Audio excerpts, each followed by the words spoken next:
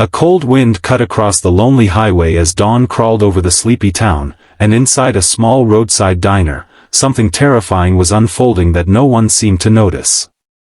The clatter of heavy boots, the growl of motorcycles outside, and the intimidating presence of the Hells Angels usually made strangers look away. But on this particular morning, a young waitress named Emily noticed something the entire motorcycle club, tough, fearless, unshakable, had completely missed. Their leader, a man known as Bear, a legend among riders, was silently dying right in front of them. And while the world thought bikers were dangerous men built of iron, Emily saw something no one else could, his life slipping away, moment by moment, breath by breath. If you believe kindness still has power, if you believe second chances can save a life, then take 2 seconds right now to like, comment, share, and subscribe to Kindness Tales before the story continues. The diner was tucked miles away from any city center, a forgotten little place where truckers, travelers, and misfits found comfort in greasy eggs and steaming coffee. Emily worked the morning shift, partly for the money and mostly because the quiet felt safer than the chaos of her own life.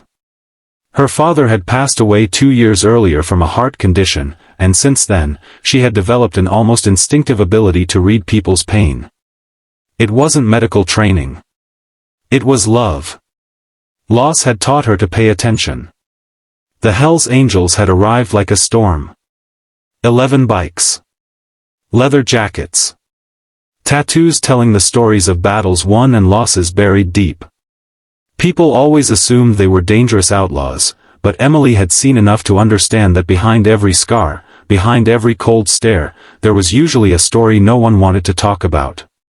She served them politely, staying quiet, respecting their space, and they respected hers. But Bear, their leader, was different that morning. He wasn't loud. He wasn't laughing the way the others were. He sat rigidly at the table, his shoulders tense, his breathing shallow, and his hands trembling ever so slightly. Emily noticed the way he kept rubbing his left arm and the faint sheen of sweat forming on his forehead despite the cold. It was the same silent distress she had seen years ago when her father had his first attack, the one he survived because she had acted fast. The bikers didn't notice.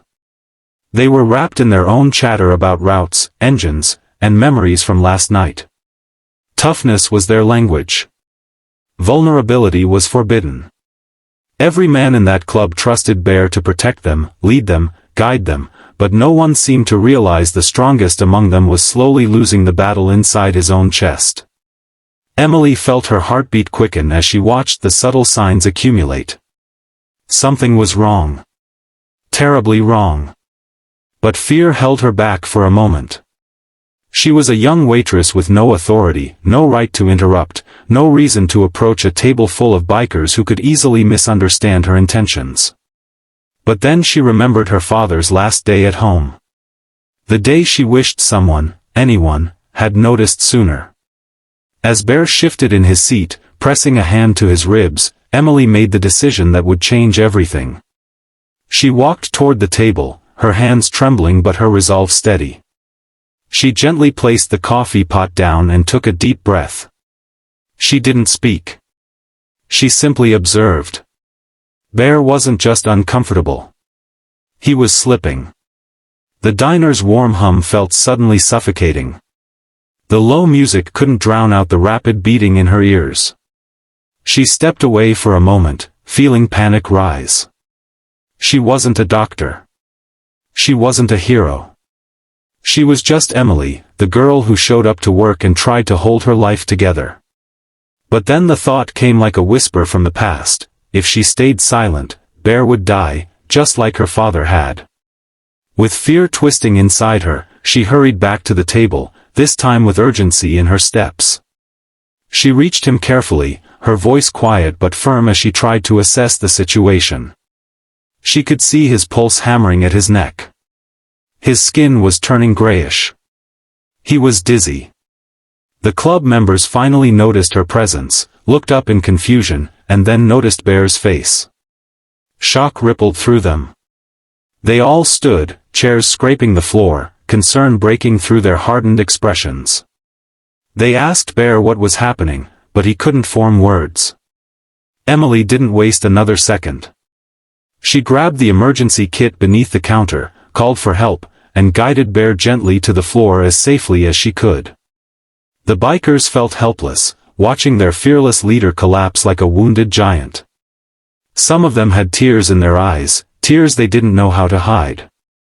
Emily's instincts kicked in. It wasn't medical expertise guiding her, but pure human intuition.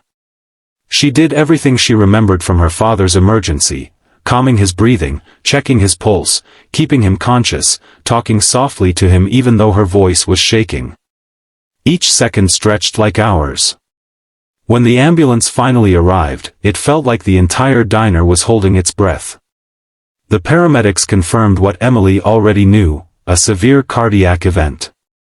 Just minutes more without intervention, they said, and Bear would have died. The club members froze, absorbing the terrifying truth. Emily had done what none of them had seen, what none of them even imagined. She didn't just notice.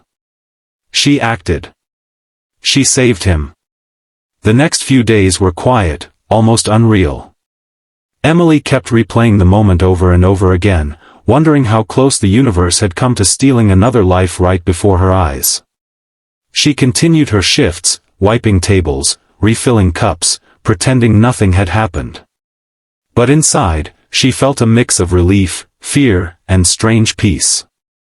Then, one afternoon, the familiar roar of motorcycles filled the air outside the diner. Emily's heart skipped. The Hells Angels walked in one by one, their faces softer than she had ever seen. And then Bear entered slowly, supported by 2 members but alive, breathing, living. He looked at her with eyes that held gratitude deeper than words. These men who were known for their strength, their brotherhood, their unbreakable loyalty had come back for one reason, to thank the girl who saved their leader's life. But instead of loud celebrations, they simply sat with her, letting their presence speak. Bear placed a small token, his personal patch, something sacred among bikers, on the counter. Emily touched it with trembling hands, understanding the weight of what he was offering. Respect. Honor. Thanks that no words could ever match. From that day forward, the diner was never just a diner. It became a place where legends of the road paused to remember a moment of vulnerability and grace. The Hells Angels protected that place in subtle ways, not out of obligation, but out of genuine affection for the young woman who had taught them that even iron-hearted men sometimes need saving. Emily's life didn't magically become perfect. She still struggled. She still carried her loss. But something inside her shifted. She realized her kindness carried weight. It carried power. It could rewrite fate. It could save lives. And because of that one decision made on a quiet morning, she became a quiet guardian of compassion in a world that often misunderstood her. If this story touched your heart even a little, take a moment to like, comment, share, and subscribe to Kindness Tales so more people can feel the power of compassion. Before we end, I want you to comment one thing: kindness never goes unnoticed.